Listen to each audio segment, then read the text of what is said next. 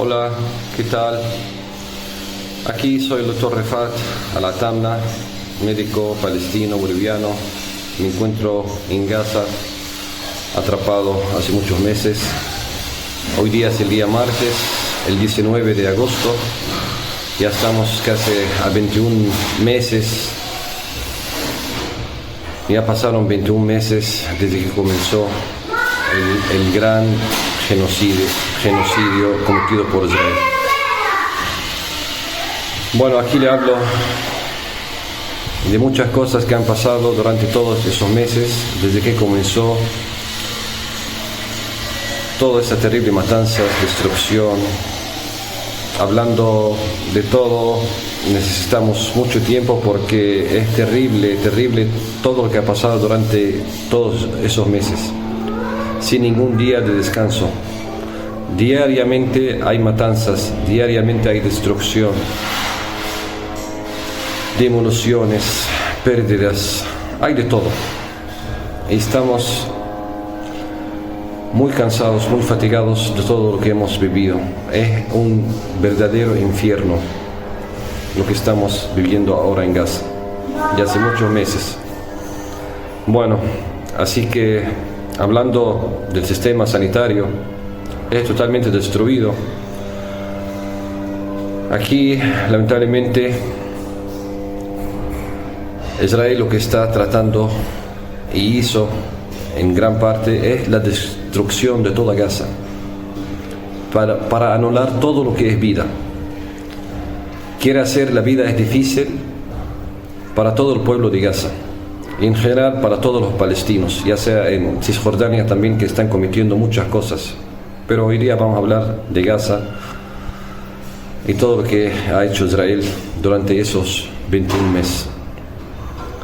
Israel es un Estado terrorista, es una empresa privada de las potencias, es una empresa privada, militar, dirigida por muchos países. La han creado aquí en el Medio Oriente y tuvimos la mala suerte que eligen a Palestina para plantar ese cáncer que es Israel. Que desde que entraron a Palestina en el año 48 han cometido muchos masacres y lamentablemente no se vieron como se está viendo ahora, pero han sido muy potentes los masacres que han cometido hace muchos años. Ellos tienen los medios, ellos controlan mucho los medios, pero sí, si buscan en internet los masacres lo van a encontrar muchas imágenes terribles que han pasado en el pasado. Mis abuelos han sido víctimas de los masacres. Y todos aquí nosotros estamos refugiados en Gaza. Yo, mi origen y mi pueblo, donde han nacido mis padres, mis abuelos, mis tíos, han nacido en una zona que ya actualmente ocupada por Israel. Es un pueblo dentro de Israel ahora, que fue nuestro. Nuestros abuelos han escapado a Gaza y han vivido aquí, y ahora Israel nos persigue hasta Gaza para exterminar el resto del pueblo palestino. Y hay muchos palestinos han escapado hace mucho tiempo, han ido a Chile, han ido a Argentina, han ido especialmente a América Latina, a Europa. Hay millones de palestinos que están refugiados en muchos países árabes también. Y ahora, cuando algunos grupos de resistencia tratan de recuperar algo de nuestros derechos, lo llaman terroristas. Israel toma excusa que hay grupos armados aquí, pero aquí no hay terroristas. Aquí hay grupos de resistencia que solamente tratan de liberar a los prisioneros palestinos que están podridos, maltratados en los cárceles de Israel hace muchos años, solamente por luchar por nuestra libertad e independencia. Ustedes han visto el silencio del mundo, el silencio de muchas organizaciones, ya porque están manipuladas o manejados por el sionismo, por las potencias como Gran Bretaña, como Alemania, como Estados Unidos, Es una gran injusticia que está cometida contra el pueblo palestino. Y mientras está siendo exterminado, asesinado, y ahora planean expulsar a la gente de Gaza fuera del país. Quieren botarlos y quitarnos de nuestra tierra y robar toda la riqueza que hay en Palestina, en Gaza. Hay mucho gas que está en la playa de Gaza. Quieren todo, quieren la tierra, quieren el gas, quieren todo. Y aquí nosotros nos matan como si fuéramos ratas, pájaros. Nos pescan, nos cazan, mejor dicho, como si fuéramos animales.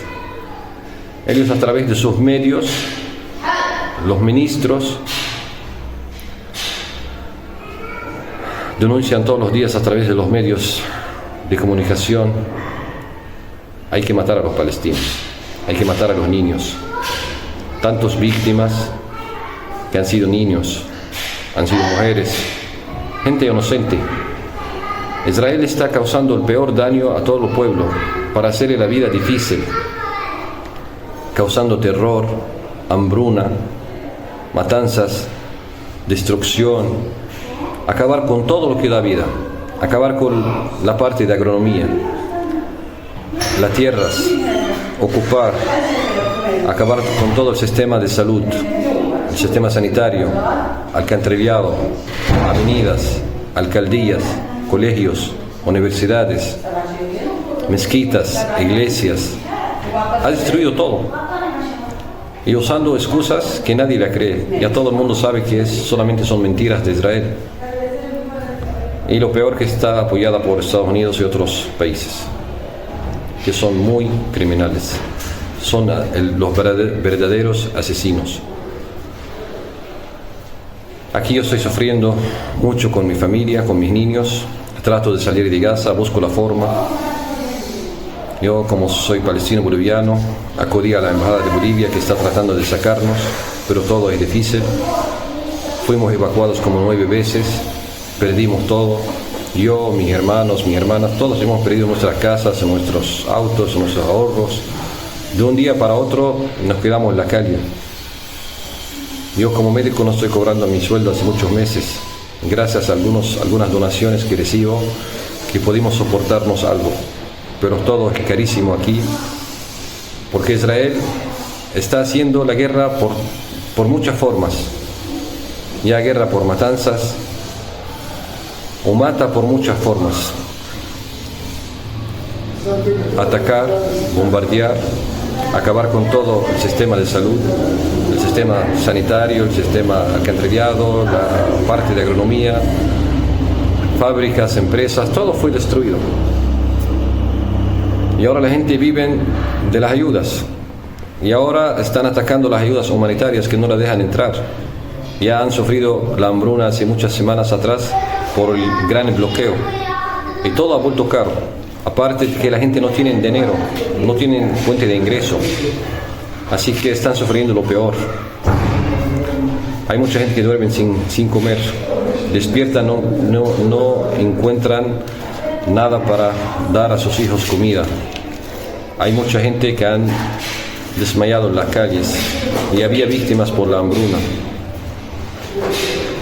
Como le dije, es gran injusticia lo que está ocurriendo contra Palestina y el silencio de muchas organizaciones. Y lo peor, no el silencio, lo peor es, hay muchos que están cómplices ayudando a Israel, ya con armas, ya con apoyo logístico. Bueno, aquí estamos viviendo lo peor. Gaza ha vuelto un verdadero infierno. Todo es difícil, todo es muy complicado y aún no termina. Tienen un plan de expulsar a los palestinos fuera de Gaza. No sé si lo lograrán, pero yo veo que será más fácil para ellos con todo ese silencio y complicidad de muchos países. Esperamos justicia y solamente deseamos que eso termine pronto.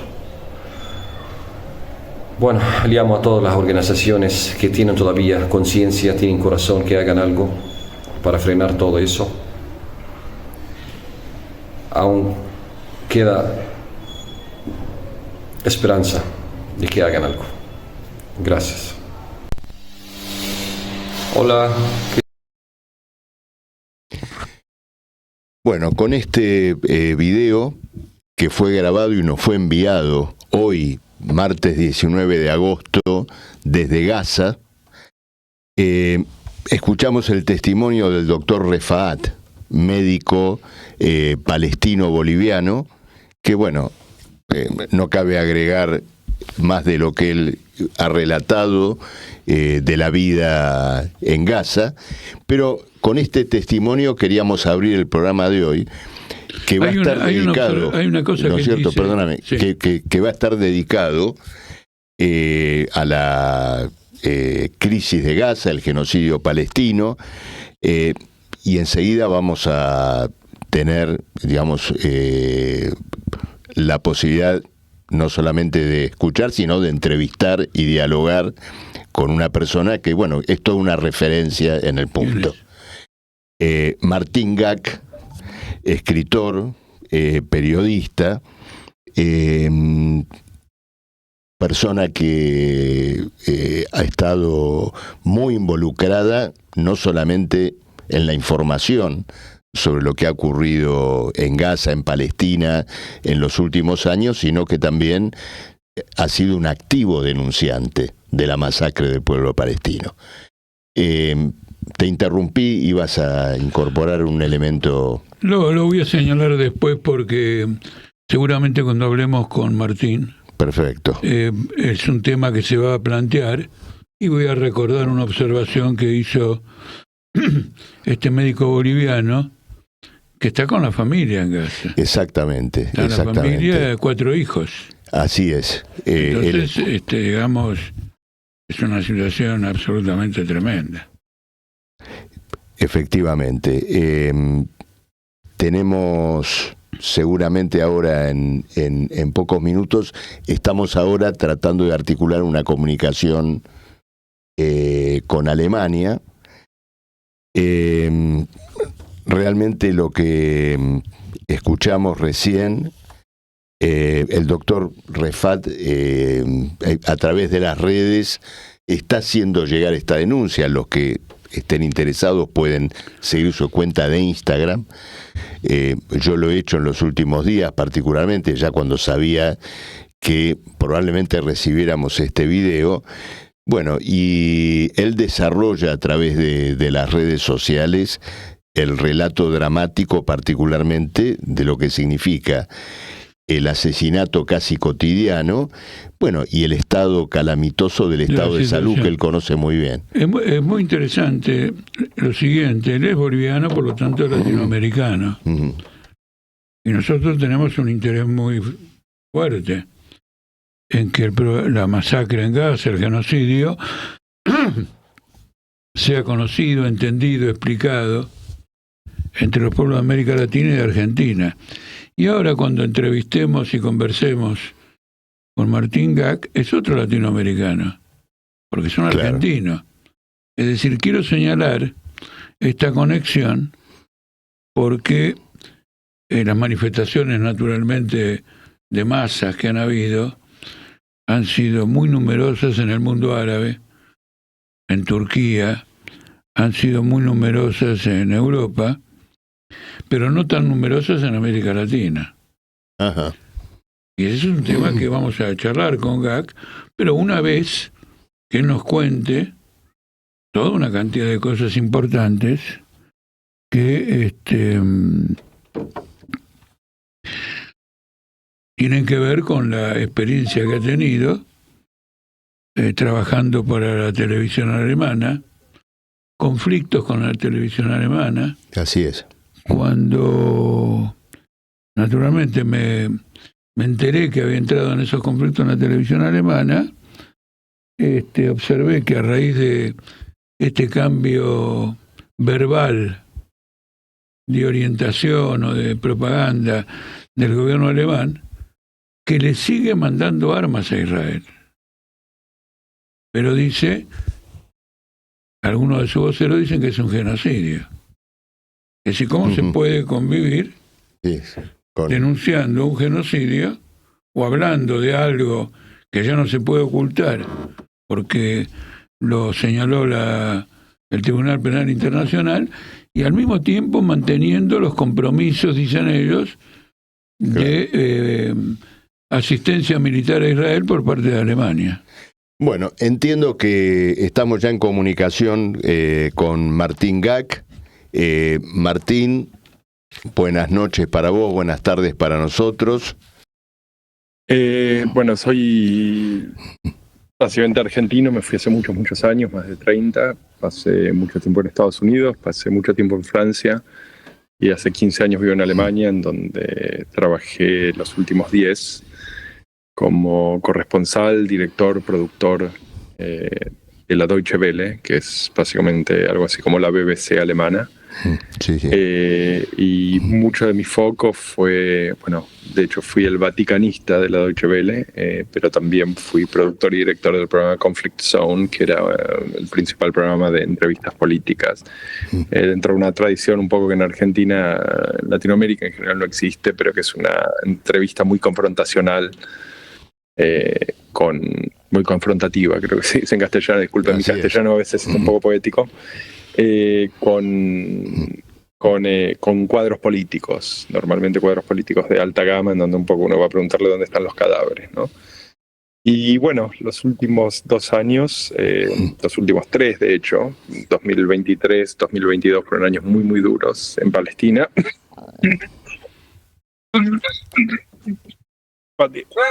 Disculpas. Bueno, y eso quiso decir que la cobertura que estuvimos haciendo, tanto dentro del programa como yo personalmente dentro de mis espacios de redes, empezó a indicar una situación de crispación y una situación de violencia, especialmente desde el momento en donde el gobierno de Netanyahu entra en función. ¿Qué desemboca el 7 de octubre? A pesar que, para ser honesto, mi posición era que para el final del verano del 2023, yo estaba esperando una tercera intifada, yo estaba esperando una tercera rebelión o sublevación del contingente civil palestino, porque digamos el año 2023 hasta julio, agosto fue el año más mortífero en Palestina en 25 años, con 33 chicos muertos y destrucción de propiedad, robo de propiedad, destrucción de tierras cultivables, etcétera, etcétera. Una larga lista de etcéteras. Que digamos que ahora, en comparación a Gaza, por supuesto que es risible, pero que de todas formas, dentro del contexto político y el status quo, fueron 2 años muy duros. Y dentro de una historia muy dura, fueron 2 años particularmente duros. Así que eso es un poco, digamos, cómo llegó hasta acá. Bueno, entonces, claro, tenés una experiencia muy valiosa, muy importante, además muy diversa. Podés formular un juicio bastante objetivo sobre los acontecimientos. Lo primero, ¿cómo caracterizás el 7 de octubre? Mira, en lo que me respecta al 7 de octubre fue una atrocidad, la que se cometieron crímenes de lesa humanidad y crímenes de guerra. Yo no tengo particularmente dudas, es muy probable que dentro de algunos grupos haya habido intenciones genocidas, a pesar de que es muy poco probable que eso haya sido el grueso del aparato de Hamás. Es muy probable que eso haya tenido más que ver con subgrupos y haya tenido que ver con población civil. No está totalmente claro quién entró a Israel el 7 de octubre. Claro. Entre otras cosas porque una de las discusiones en la arquitectura de seguridad del Estado de Israel es que era básicamente imposible cruzar la verja o cruzar el muro de separación, que era de hecho la frontera más vigilada, más tecnologizada y más cara del mundo. Un par de semanas antes, creo que 2 semanas antes, un periodista muy prominente israelí, Gideon Levy, que es alguien que está hace 30 años digamos, documentando la ocupación en sus crímenes más atroces, es alguien que es visto un poco como un enemigo público en Israel. Había ido a ver la frontera con Gaza y le habían hecho ver el subsuelo. Los israelíes lo que hicieron fue cavar no sé si 20 metros de profundidad, una cosa por el estilo, para asegurarse de que no pudiera haber infiltraciones subterráneas. Y de hecho el 7 de octubre hubo 16 puntos de quiebre en la frontera. Entonces, ¿quiénes fueron los que entraron? No queda del todo claro. Hamas en general tiene una posición muy disciplinada, tiene tiene un despliegue muy disciplinado, tradicionalmente muy disciplinado y tradicionalmente muy piadoso en el sentido religioso, en el sentido de que no atacan niños, generalmente no se atacan mujeres, no hay normalmente, digamos, y esto estamos hablando de 20 años de documentación de cómo Hamas opera, no es que lo aprendimos el 8 de octubre de la mañana. No hay precedentes en general para abuso sexual, porque tiene que ver justamente con reglas de moral sexual dentro del Islam. Y después los grupos obviamente integristas siguen un poco la misma línea, pero se entiende también que es muy probable que en el desborde hayan entrado civiles, básicamente en busca de revancha. Tengan en cuenta que Gaza, desde el año 2009 en adelante, bueno, desde antes, pero desde el 2009 en adelante son básicamente masacres tras masacres tras masacres tras masacres. En el 2009, que fue plomo fundido, hubo, no me equivoco, 600 niños muertos. Esos son padres que perdieron a sus hijos de la forma más brutal. Hubo un número interminable de huérfanos. Muchos de ellos terminaron, de hecho, masacrados durante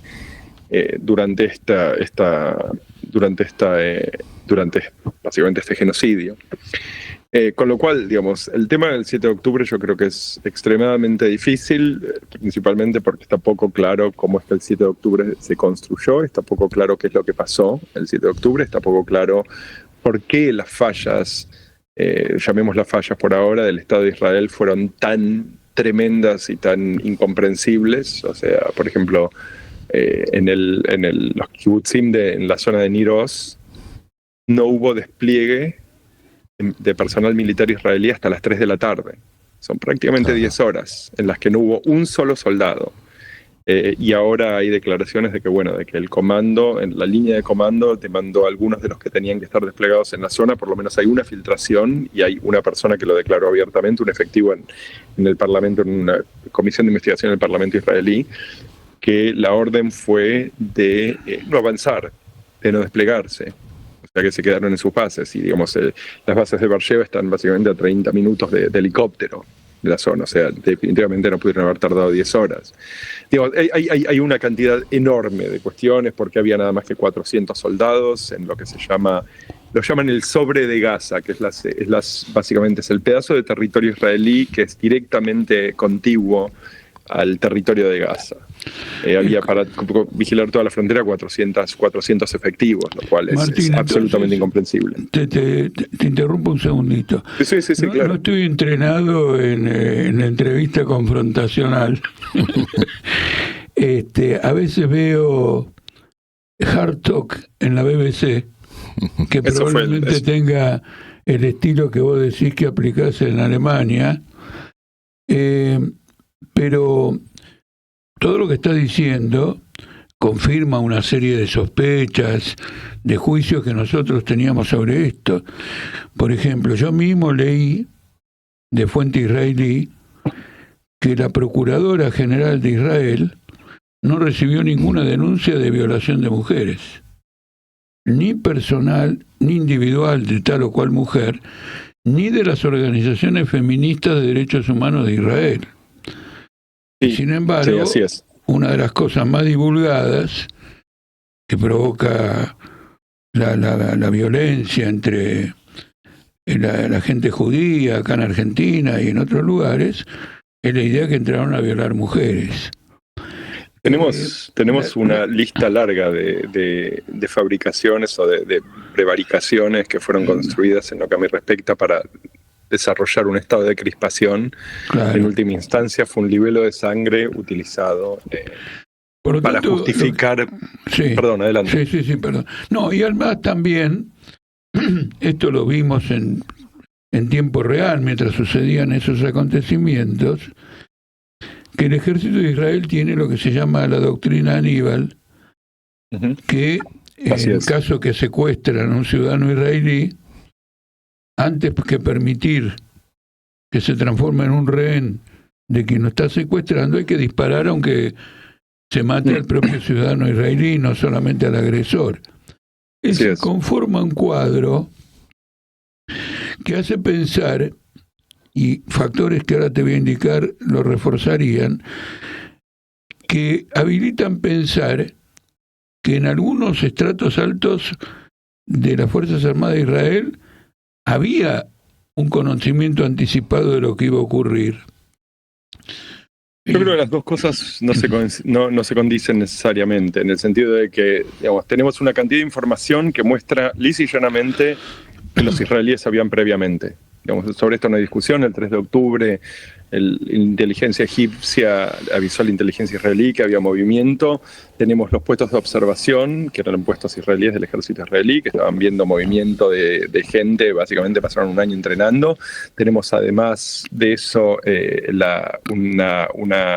un reporte de inteligencia israelí sobre la activación de tarjetas SIM, que eran tarjetas distribuidas y tarjetas que eran distribuidas entre miembros de Hamas y que servían principalmente para poder analizar la operación de la red. Sobre esto no hay realmente discusión, está totalmente claro que los israelíes sabían. La cuestión sobre la directiva Aníbal, la cuestión sobre el bombardeo de posiciones donde sabían que habían rehenes adentro de Gaza, tengo en cuenta que los israelíes mataron ellos mismos más rehenes de los que liberaron, mataron por lo menos 24 rehenes, 25 rehenes quizás más, y hay 12 confirmados que mató Israel, hay unos 12 o 15 más que se sospecha fuertemente que mató Israel, y hay por lo menos 20 más que no queda claro, pero que muy probablemente hayan sido muertos por Israel, incluidos, muy importante, los vivás. Hoy de hecho hice una entrevista también con Adar Weinrab, que le recomiendo a la gente buscar. Es alguien que hizo un reporte probabilístico sobre la muerte de los vivás, y digamos, lo que él muestra es que no hay absolutamente ningún tipo de evidencia de que los vivás hayan sido estrangulados los chicos. Israel nunca explicó cómo murió la madre, y lo que él encuentra en su trabajo es que lo más probable es que hayan muerto bajo bombardeo israelí. Entonces, todas estas cosas que tienen que ver con el aparato israelí y su abrir fuego sobre sus propios ciudadanos y sobre sus propias tropas es algo que no es nuevo, incluido contra civiles dentro de los kibutzim. Acá no es necesario hacer ningún tipo de teoría conspirativa, esto simplemente a esta altura son hechos y muchas de estas cosas han sido declaradas. Yo creo que parte del problema que tiene Latinoamérica en general y en Argentina es particularmente severo, es que la República Argentina vive dentro de una burbuja de desinformación israelí, de la cual aparentemente no puede escapar. Entonces, al día de hoy, si uno busca La Nación en YouTube, y quiero ser claro, yo vengo otra vez, me importa decir esto porque no quiero ser confundido con alguien que básicamente hace activismo político desde la izquierda. Yo soy un cristiano, soy judío, pero soy un cristiano demócrata. Yo pertenezco básicamente a la izquierda de la derecha, ¿no? Yo soy un Angela Merkelista de alguna manera. Yo creo que, digamos, el tema es dentro de la narrativa que tiene la República Argentina, donde se sigue hablando, y te decía, si abrís La Nación hoy y ves las declaraciones, hay un video dando vuelta de Feynman el día, si no me equivoco, 9 o 10 de octubre del 2023, donde el título del video es 40 bebés decapitados. Y el problema no es que solamente fue una mentira y no hicieron sus deberes, y realmente Feynman debería ser no solamente eliminado del sistema de medios de comunicación por falta de ética periodística y por falta de hacer el trabajo, pero La Nación todavía 2 años después de que ha sido desmentido por la Casa Blanca, por los israelíes mismos, etcétera, el Departamento de Estado ha sido desmentido por el Ministerio de Asuntos Extranjeros de Alemania, etcétera, La Nación todavía lo tiene en línea. No, eso es indudable. Acá la desinformación es extraordinaria. El 99% de lo que vos estás diciendo es desconocido por la opinión pública. Totalmente. En el sentido más amplio que te puedas imaginar. No por nosotros, que somos militantes de izquierda. Además lo hemos publicado en tiempo real. Hemos seguido a través de la prensa de Israel y de otra prensa internacional, hemos seguido todos los acontecimientos, pero acá se presentan cosas interesantes. En primer lugar, las atrocidades que hubieran cometido los sectores de la población que irrumpieron con los militantes de Hamás. Eso lo leí en una publicación, no sé si palestina, pero al menos del mundo árabe, reconociendo que no solamente ingresaron los militantes o los cuadros de Hamás, sino que al abrirse el espacio ingresó una multitud con cuentas muy duras personales a salgar. Pero quiero decir que entonces el 7 de octubre es una doble atrocidad. Es decir, el 7 de octubre hay una atrocidad de estos sectores que vos describís, que pudieron haber intervenido de la manera que describís, y que describe también esto que yo leí, pero hay una atrocidad casi planificada de parte del ejército israelí. Porque hay una yo creo que estas son cosas que, digamos, podemos decir, pero digamos, a efectos de decir, ok, los israelíes probablemente sabían y no hicieron nada, esto posiblemente fue zona liberada, los israelíes mentieron.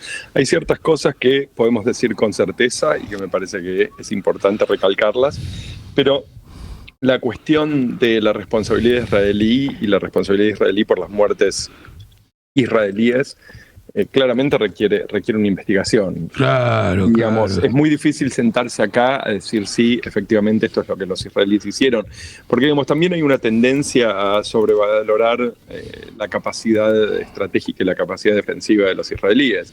Creo que durante los 11 días de guerra con Irán vimos de hecho que los israelíes no son capaces de defenderse. Si Estados Unidos no está parado directamente al lado, Estados Unidos tuvo que entrar básicamente a terminar la guerra.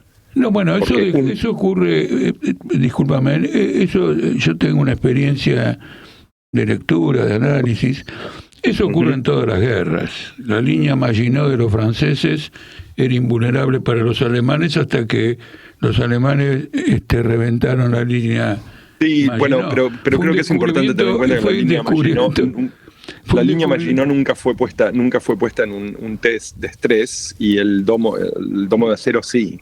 Funcionó por muchísimos años, funcionó por 10 años, efectivamente, y dio un poco la impresión de un blindaje total. De hecho, no solo eso, sino que durante los días del conflicto con Irán, se siguió hablando, básicamente. No, eso lo conozco, entiendo perfectamente. Pero lo mío va al siguiente punto, porque quiero que desenvolvamos las cosas. Esta entrevista la va a ver mucha gente, quiero que clarifiquemos, etcétera. Con relación al problema de la investigación, desde el primer día hemos dicho, se tiene que investigar, porque desde Buenos Aires hay que tener cuidado en emitir juicios contundentes. ¿Se entiende? Y para ser suave, ¿no es cierto? Es decir, yo tengo como principio que mi certeza es inversamente proporcional a la distancia, y simplemente hacemos estimaciones, caracterizamos en función de poder elaborar ahí un planteamiento político, porque somos militantes. Pero con todo ese cuidado siempre planteamos la cuestión de esta investigación. Pero acá hay dos cuestiones. Una, el carácter simbólico de la jornada. El carácter simbólico de la jornada es una jornada de atrocidades palestinas, pero son de los dos lados. Ese es el primer punto de la cuestión. Segundo punto de la cuestión, nosotros venimos de pasar un video a un médico, digamos, palestino-boliviano, que se encuentra con su familia y 4 hijos en Gaza, y él señala algo que generalmente se omite. Los palestinos entran al sur de Israel para hacer un canje con prisioneros palestinos que están en condiciones horrendas en las cárceles israelíes. Es decir, te tomo rehenes porque yo, en este caso sería Hamás, yo jamás entiendo que vos tenés rehenes de mi lado. Ahora, obviamente, como socialistas que somos y todo lo demás, no vamos a avalar política de rehenes. Esas son medidas absolutamente excepcionales en una guerra civil. En cierto modo, podríamos aplicarla acá. Eso ocurrió. En primer lugar, entonces, calificar la jornada. Pero, además, tengo toda la impresión que se vive en el gabinete de guerra de Israel una crisis que dura 2 años por cuentas no saldadas sobre cómo se produjo ese ataque. Por ejemplo, 2 jefes militares, ahora no, uno creo que se llama Aleví, el otro Yohal, bueno, no los tengo presentes ahora los nombres, estaban en funciones en aquel momento y desarrollaron una suerte de confrontación con Netanyahu sobre quién tuvo la responsabilidad por todo esto. Terminaron siendo expulsados. La crisis se mantiene. El jefe del ejército de Israel, que está ahora, se encontraba en retiro. En aquel momento, digamos, no pasa nada. Pero acaba de salir la de un jefe en actividad que no estuvo el 7 de octubre en el lugar porque se encontraba de vacaciones. Pero ahora declara que abiertamente hay que matar a todos los palestinos hasta el último, y se basa en esa jornada. Este es un aspecto de la cuestión. El segundo aspecto de la cuestión es el siguiente. No puede ser que la política que Israel está llevando en Gaza del 7 de octubre en adelante la inventaran el 7 de octubre como reacción a lo ocurrido ese día. Es decir, que acá había un plan de exterminio, de genocidio, muy preparado, muy preparado. Y la jornada esta es funcional a un plan que se encuentra preparado.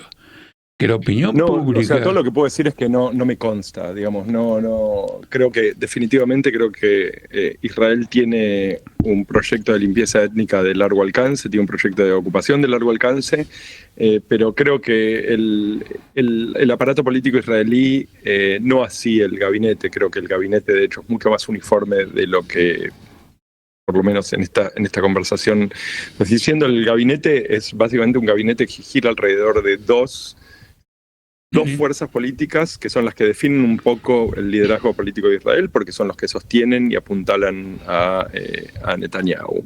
Hay después otra cuestión, que es una cuestión básicamente de la construcción social del ejército israelí, y eso tiene que ver con un cambio rotundo en las dinámicas sociales. Tenemos un grupo de, básicamente la élite del ejército, que es un poco como la aristocracia última, la aristocracia de la aristocracia israelí, que ha sido desplazada y que ha sido efectivamente erosionada por el aparato de ultraderecha, que son en muchos casos rusos, Mizrahim, quiere decir judíos que vienen de países como Yemen o de países como Marruecos, y en tercera instancia por colonos, que están en muchos casos armados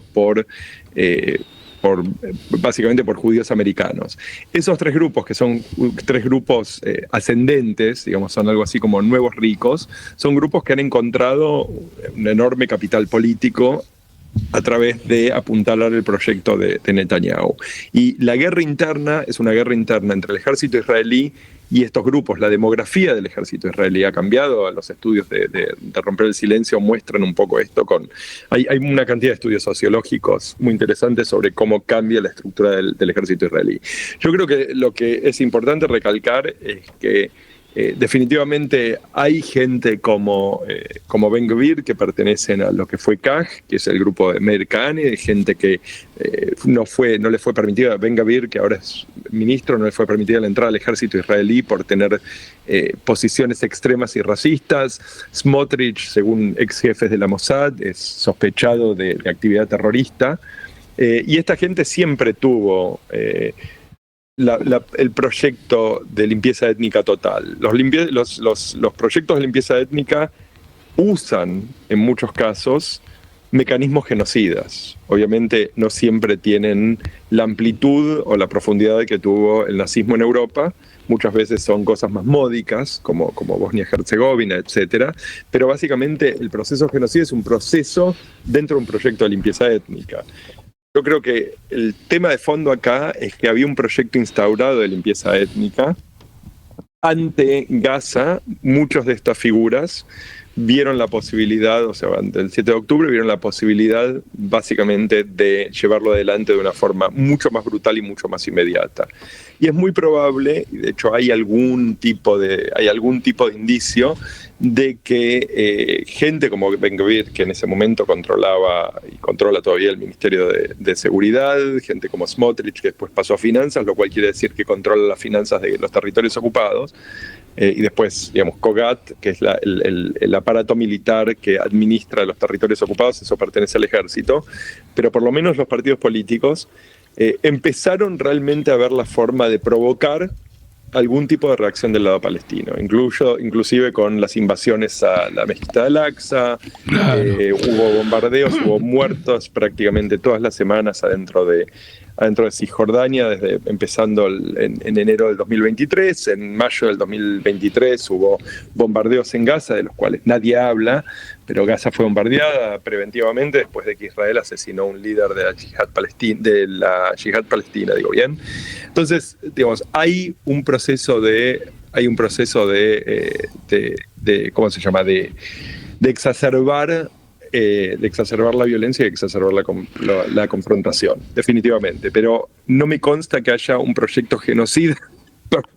No, yo no me refería tanto al genocida, sino entiendo que un Estado Mayor de un ejército improvisa lo menos posible. Y al día siguiente, el 7 de octubre, se pone en marcha un mecanismo excepcional que no se había producido con ataques y bombardeos anteriores, que hacen suponer que todo este diseño tenía una programación. Ahora vos fíjate que te coloco otra pregunta. Tengo varias cosas de fuerza que quiero conocer cómo es en la realidad. Este proyecto de genocidio lo comparte Trump. Trump ha dicho que quiere convertir a Gaza en un paraíso turístico, en la Riviera del Mediterráneo. Probablemente también hay un tema de yacimientos de gas, etcétera. Y en estos días, en la prensa norteamericana, se lee: por favor, dice Trump a Netanyahu, acaben esto con rapidez. ¿No es cierto? Entonces no es ya solo un proyecto nacional. Es un proyecto. No, el proyecto es internacional. Pasa que, digamos, lo que está ocurriendo dentro del aparato trumpista es que hay una rebelión, hay una guerra civil dentro de la derecha trumpista en Estados Unidos, donde muchas de las figuras, que son figuras de las más relevantes dentro de por lo menos de lo que es el mecanismo, lo que son los mecanismos de comunicación del trumpismo, se han rebelado abiertamente contra la posición de Israel y están criticando abiertamente la posición de Israel. El problema que tiene Trump es que también mucha de su financiación es financiación del aparato de lobby israelí, AIPAC particularmente, y después gente como Adelson, etcétera. O sea, hay muchos de hecho evangelistas sionistas que están esperando básicamente la destrucción de Al-Aqsa para poder reconstruir el templo de Salomón, o sea, la tercera versión, lo cual el tercer templo sería el principio del retorno de Jesús. O sea, hay un elemento profético que funciona, digamos, que genera la alianza entre evangelistas y sionistas. El sionismo siempre, de todas formas, tuvo una relación muy fuerte con el evangelismo desde el siglo XVII prácticamente. De hecho, hay muchos que dicen que es efectivamente un proyecto evangelista, no es un proyecto judío, pero, digamos, dejando eso de costado, yo creo que claramente es un proyecto global, el proyecto de genocidio, pero es un proyecto global principalmente porque hay alineamientos políticos que tienen que ver con intereses individuales.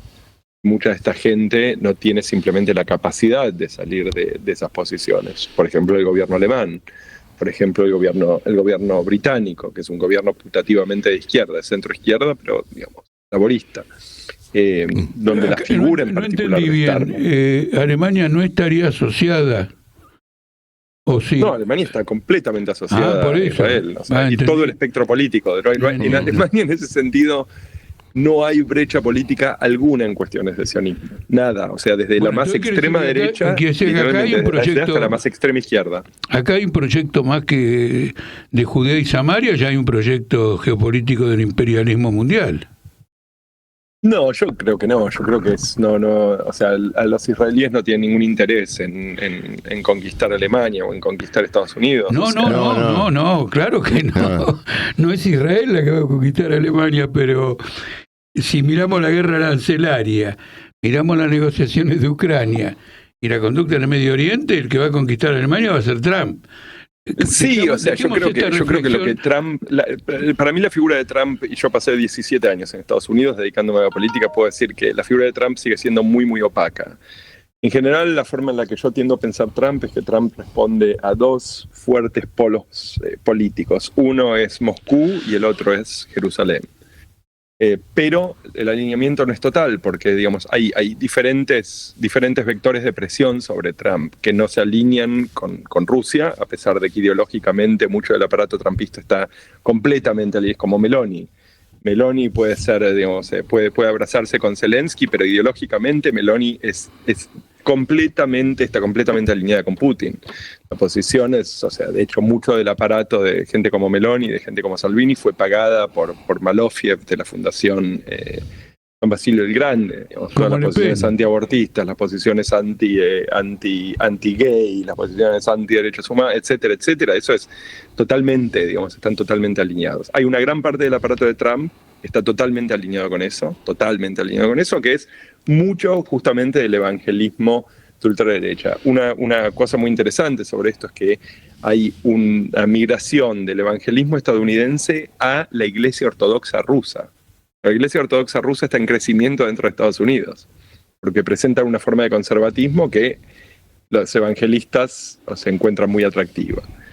En cuestiones de Israel tienen básicamente el mismo problema. Por un lado tienen todo este aparato político y financiero que se alinea completamente con Israel, tienen intereses comunes porque aparte todo el aparato tecnológico estadounidense tiene una relación, digamos, incestuosa con el aparato digital y político tecnológico israelí.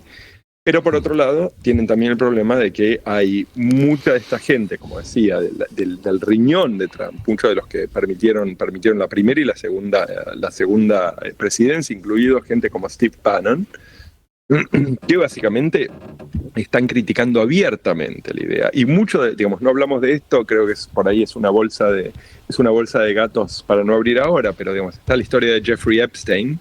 Sí. Las listas de Jeffrey Epstein, potencialmente, o sea, muy probablemente un agente de acceso de la Mossad, básicamente con un compromat gigantesco sobre la mayor parte del aparato político y intelectuales públicos estadounidenses, que, digamos, ha sido una figura importantísima para mucho del aparato que hablaba de conspiraciones dentro del sistema político estadounidense, que es parte del aparato Trump, para que esta lista sea liberada, sea presentada y quede claro quién es esta persona, qué es lo que sabía, quién sabía qué. Ahora Trump básicamente se puso en la posición en la que está cerrando la lista y no permitiendo su publicación. Escuchame, Martín, estás haciendo la descripción, no sé si coincidí, estás haciendo la descripción de una lumpenburguesía.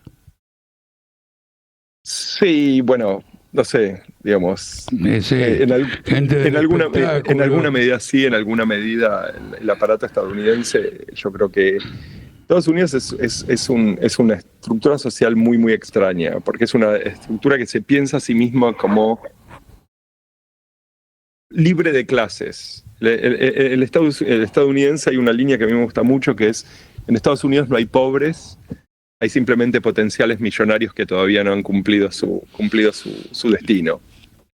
Y yo creo que una de las cosas que eso hace es que haya aristocracias no visibles. Yo creo que en realidad lo que pasa dentro de todo ese aparato, especialmente alrededor de la historia de Jeffrey Epstein, es que hay una aristocracia y una nobleza estadounidense que básicamente es vista con la misma sospecha que se la ve en todos lados, es oculta, y la cuestión es, aparece gente que son estos contrapolíticos, por llamarlos de alguna manera, como Trump, como Milley, etcétera, que supuestamente vienen de ningún lado, vienen para limpiar la política desde afuera de la política, y evidentemente tienen muchos de sus feligreses que se están despertando el lunes a la mañana con la resaca, dándose cuenta que efectivamente esta gente era parte de la política, ¿no? Es como Milley, que elimina la casta metafórica para construir una casta literal con su hermana dentro de la Casa Rosada. Entiendo. Escuchame una cosa, para tratar de ampliar el escenario. Una cosa que, claro, no es llamativa para la gente que probablemente ni siquiera lo sabe, Y en el fondo no debería ser llamativa para que lo saben también. La bolsa de Tel Aviv ha crecido un 500% desde octubre del 2023. Sí, sí, así es. Es decir, hay Y, intereses de hecho, económicos poderosos que no hay que ir a buscarlos a Nueva York para alimentar esta mecánica de guerra. no, o sea, lo que está pasando es obviamente que hay un libro que recomiendo a todo el mundo leer, no sé si está traducido al castellano, pero me imagino que en algún momento va a aparecer en no mucho tiempo, que es de Anthony Lowenstein, que se llama El Laboratorio Gaza, Laboratorio Palestina, que es la forma en que los israelíes utilizan Gaza, utilizan Palestina como un laboratorio para la ejecución y la prueba de armamento y de tecnología inclusive, reconocimiento facial, sistemas de inteligencia artificial para la generación de blancos, etcétera, etcétera, etcétera, etcétera, etcétera. Bueno, es brutal. Ahora bien, Entonces, a lo que iba con esto es que todas estas cosas están siendo vendidas, porque ahora lo que tienen muchos de estos instrumentos es básicamente han sido probados sobre el campo de batalla. claro. Con lo cual, todas estas empresas les está yendo necesariamente muy, muy, muy, muy bien. O sea, la guerra resulta ser muy buena para la industria armamenticia, ¿no? Sí, para en este caso la israelí, porque la europea... La alemana también, la alemana le está yendo muy bien, a Boeing le está yendo muy bien, generalmente, salvo, bueno, Boeing tiene el problema de los aviones, pero... Está tratando de levantar cabeza la alemana, que ha habido un giro industrial enorme de la época de tu preferida Angela Merkel. Ahora ha habido un cambio estructural, porque Sí, pasaron del gas ruso... no, definitivamente ha habido cambios estructurales en la economía, pero digamos, Heckler y Koch y las Rheinmetall siguen vendiendo sin absolutamente ningún problema. Hay ahora una discusión si llega a haber algún tipo de embargos de armas a Israel.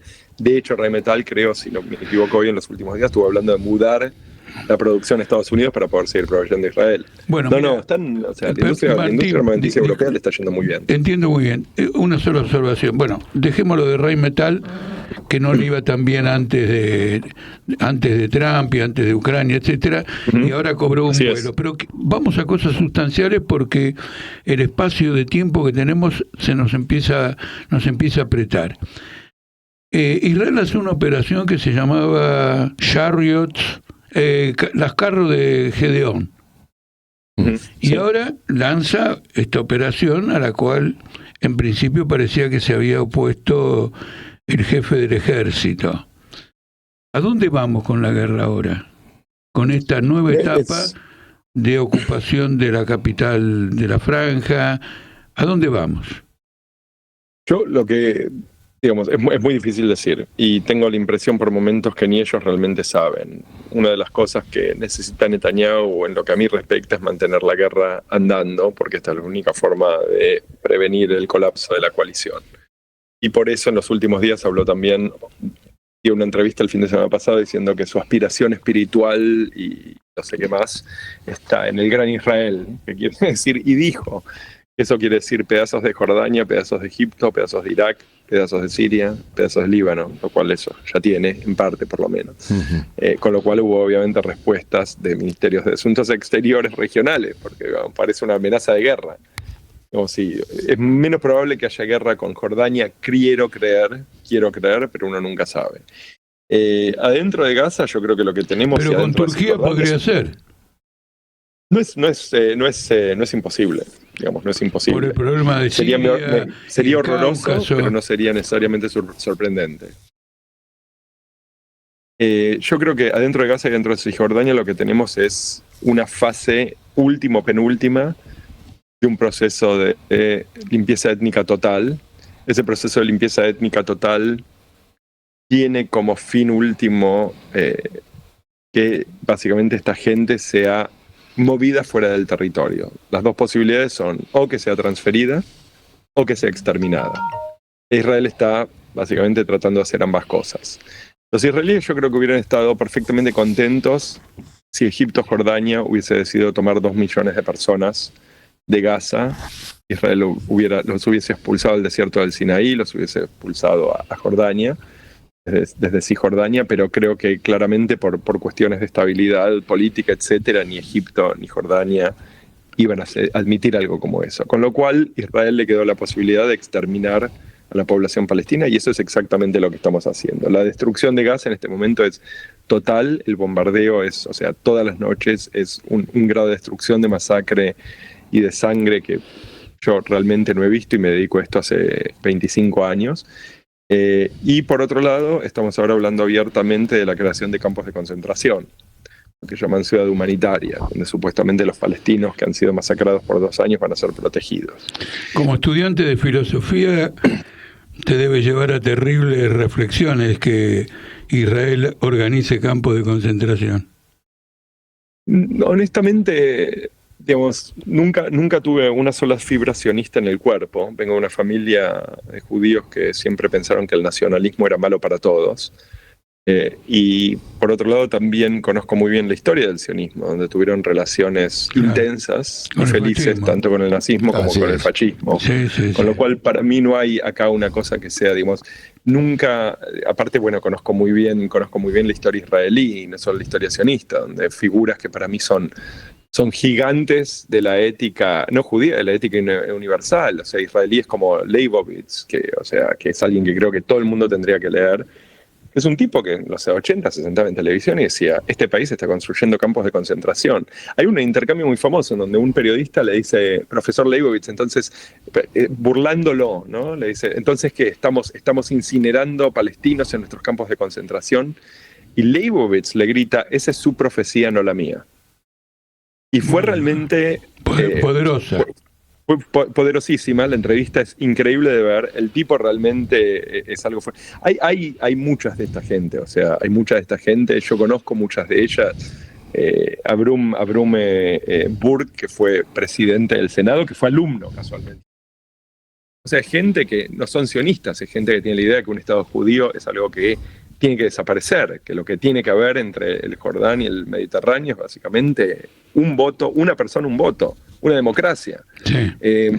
Para mí no hay nada sorprendente acá. Conozco la historia de masacres, conozco Tantura, conozco Deir Yassin. Yo creo que la escala que estamos viendo, que es una escala industrial de destrucción que probablemente tiene como precedente, ni siquiera diría la Segunda Guerra de Chechenia, ni siquiera Grozny. Creo que estamos hablando de algo más cercano a Leningrado. O sea, con una destrucción total, con un cerco total en un estado de sitio, con la destrucción del aparato de infraestructura civil. Mi cálculo es que estamos en probablemente alrededor del 16% a 20% de muertos. O sea, yo honestamente creo que hay alrededor de 400.000 muertos en Gaza. Pero, Martín, digamos, tengo un tiempo si puedo breve, decirte una cosa más. Tengo un tiempo brevísimo y te quiero hacer 2 preguntas. Te digo simplemente esto. Yo creo que ningún genocidio ha terminado por la buena voluntad del perpetrador, y creo que este es un caso más en el que necesitamos una intervención militar internacional. Para mí no hay ni siquiera preguntas sobre esto, no hay ni siquiera ningún misterio.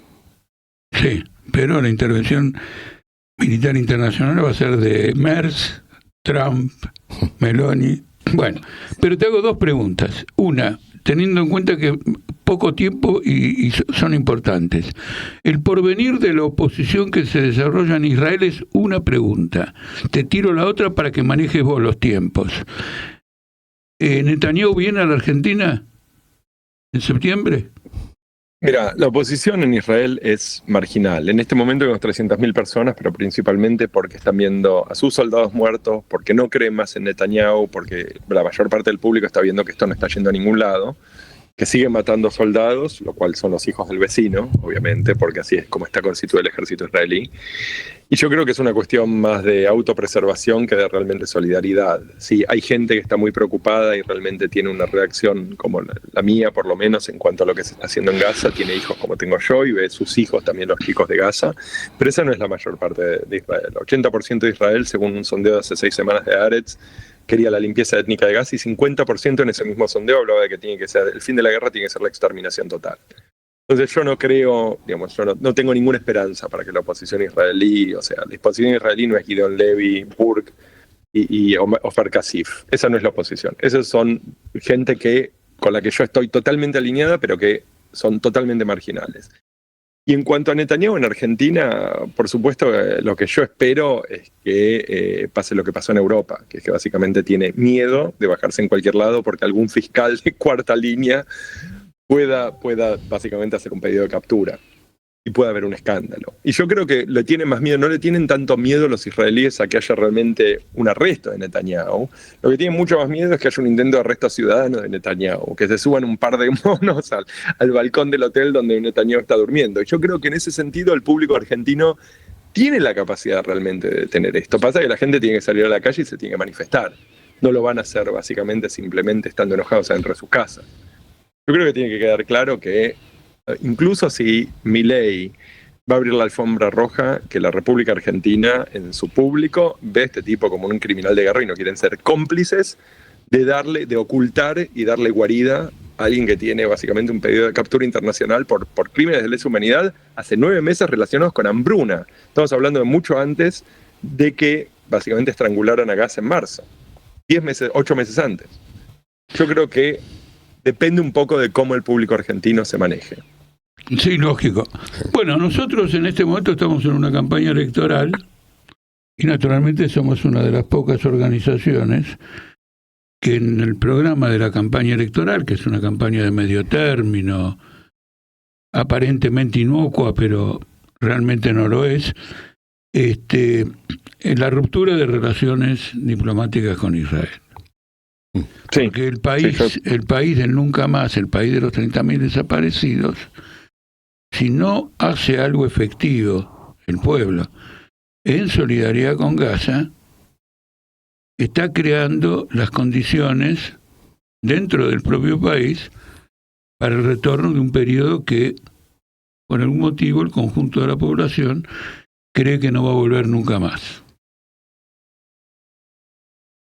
Sí, estoy de acuerdo.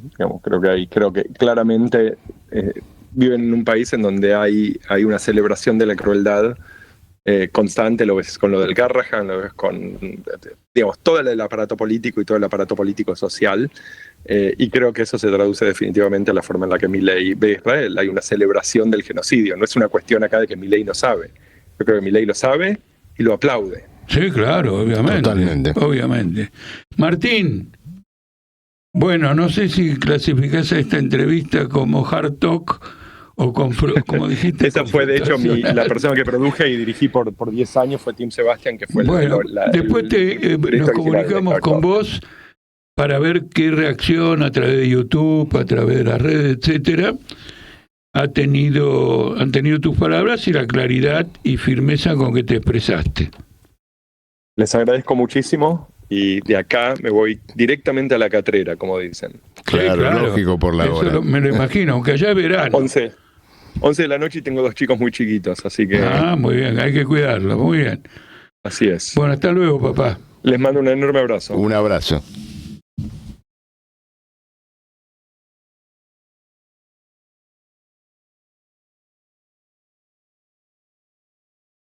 Bueno, llegamos al final de un programa que creo que, fue muy especial. Fue muy especial, además, un programa que reivindica la marca de este streaming como nada. Socialismo, porque barbarie. Escuchar de gente que es judía, que investiga, que tiene conexiones en Israel, que conoce a su público, a sus voceros, a la derecha, a la izquierda, etcétera, con una gran experiencia, haciendo una descripción en la que tiene que decir, bueno, todavía no es el nazismo, es contundente. Es contundente y ha dado argumentos sólidos, especialmente el 7 de octubre. Esta entrevista va a quedar como la entrevista que escarbó en qué es el 7 de octubre famoso. Así es. Que para los sionistas es la causa final, definitiva y todo, por lo cual se puede liquidar a todo un pueblo. Y en resumen, él mismo ha dicho que ha habido más muertos el 7 de octubre por los disparos del ejército israelí que por los disparos de Hamas. Muy bien. Gracias a todos y el martes estamos ya, nuevamente palpitando. Pero tenés que terminar como siempre empezás, diciendo qué número es. 30. Bien.